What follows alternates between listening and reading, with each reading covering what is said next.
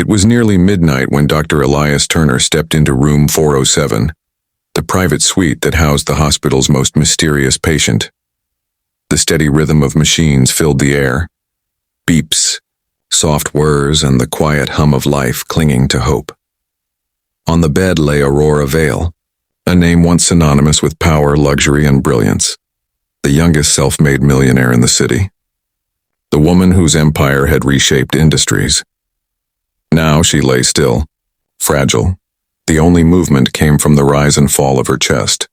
Guided by the ventilator, Elias, still in his blue scrubs, rolled up his sleeves and exhaled softly. He wasn't supposed to be here after hours. His shift ended long ago, but something about her silence kept drawing him back. He spoke softly as he changed the bandage on her wrist. "Good evening, Ms. Vale," he murmured, his voice calm, kind. "The night sky's clear today. The stars are out, brighter than usual." He smiled faintly, even though he knew she couldn't answer.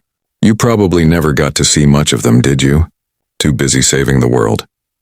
He worked carefully, almost reverently, as though each motion mattered, peeling back the old gauze, cleaning the wound, applying the new dressing.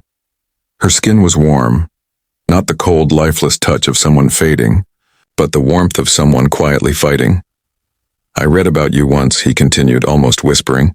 "They said you never took a day off. Maybe this is life's way of forcing you to rest." He paused, his gaze softening.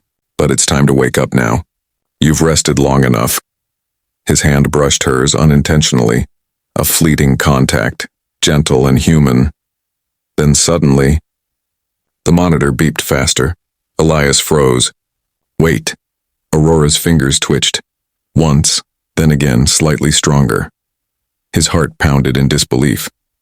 "Ms. Vale, can you hear me?" Her lips parted, a faint sound escaping and broken, barely a whisper. "Pink." He blinked, startled. "What did you say?" Her eyelids fluttered. "Pink sky." "You said stars, pink." For a second, Elias forgot how to breathe. The woman everyone had given up on, the one who hadn't moved or spoken in months, was waking up. He pressed the emergency button, his voice trembling with awe. "She's responding. She's awake." And as the nurses rushed in, the world that had been frozen in stillness began to move again. Hours later, sunlight spilled through the blinds, painting golden streaks across the room. The machines still hummed softly, but now they seemed less mechanical, more alive, like a rhythm of hope. Aurora Vale opened her eyes fully for the first time in 6 long months. Her vision blurred at first, shapes melting into light. Then slowly, the world came into focus, the room, the window, the young man sitting at her bedside, Elias. He looked exhausted, eyes rimmed with sleeplessness, yet when she stirred, his face lit up with quiet joy. "You're awake," he said, almost like a prayer. Aurora blinked, voice weak but steady. "Where am I?" "You're at St. Clair Hospital," he said softly. "You've been in a coma since the accident." Her brows furrowed. "The accident?"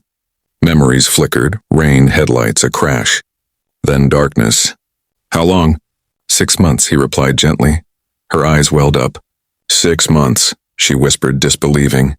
"And you? You were here?" He hesitated, then nodded. "Every day. Every morning before rounds." Her voice trembled. "Why?" He gave a small, embarrassed smile. "I don't really know. Maybe because you didn't feel like a patient. You felt like someone who needed someone to stay." Aurora stared at him, her throat tight. "I remember," she said softly. "Your voice. You talked about the sky, about hope." Elias's heart stopped. "You heard me?" "I did," she whispered, tears glimmering. "Sometimes I wanted to answer. I tried, I was trapped. But your voice, your words, they pulled me back." The room went quiet, except for the faint hum of the monitor, now steady and calm. He reached for her hand, hesitating, unsure, but she gripped his fingers weakly. "I thought I had everything," she said, voice shaking. "Money, success, fame. But lying here, I realized I had nothing real. Until now." Elias swallowed hard, emotion thick in his throat. "You have a second chance, Ms. Vale. Don't waste it."